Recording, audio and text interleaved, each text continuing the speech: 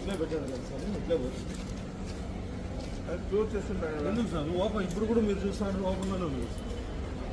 ఇప్పుడు కూడా ఇట్లా ఓపెన్ ఉంది.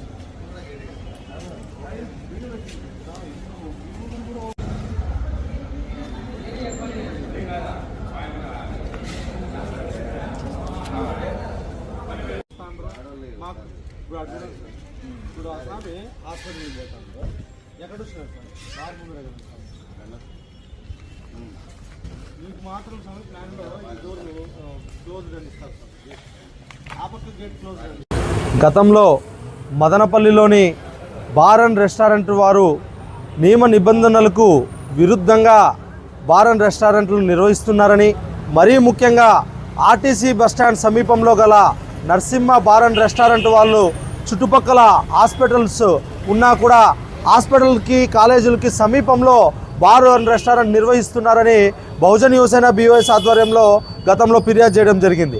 ఆ ఫిర్యాదుకు స్పందించి నిన్నటి సాయంత్రం మన ఎక్సైజ్ CI గారు మరియు ఎక్సైజ్ SI గారు వారి సిబ్బందితో వచ్చి మా ఫిర్యాదు కొరకు అక్కడున్న హాస్పిటల్స్ దగ్గర నుండి ఆ చుట్టుపక్కల హాస్పిటల్స్ అన్నిటి ద్వారా ఆ బార్కి మెజర్మెంట్ వేయడం జరిగింది.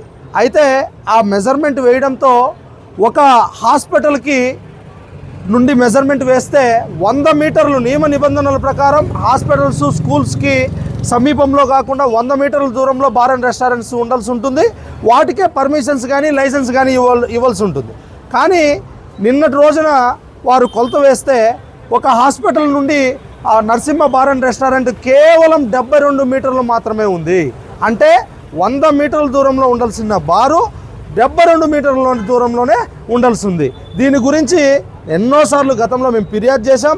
కానీ నిన్నటి రోజున స్పందించి బహుజన్ యువసేన వారిని, అలాగే అక్కడున్న స్థానికులు, అక్కడ ఇబ్బంది పడుతున్న వారు కూడా ఫిర్యాదు చేయడం జరిగింది. వారిని కూడా పిలుచుకొని వారి సమక్షంలో కొలతలు వేస్తే 72 మీటర్లు అని చెప్పింది. అంటే నియమ నిబంధనలకు విరుద్ధంగా వ్యవహరిస్తూ ఒక పక్క హాస్పిటల్స్ అక్కడే కాకుండా అక్కడ గర్ల్స్ హాస్టల్స్ ఉన్నాయి, జ్ఞానాంబిక కాలేజ్ ఉంది, పక్కన శ్రీ చైతన్య కాలేజ్ ఉంది.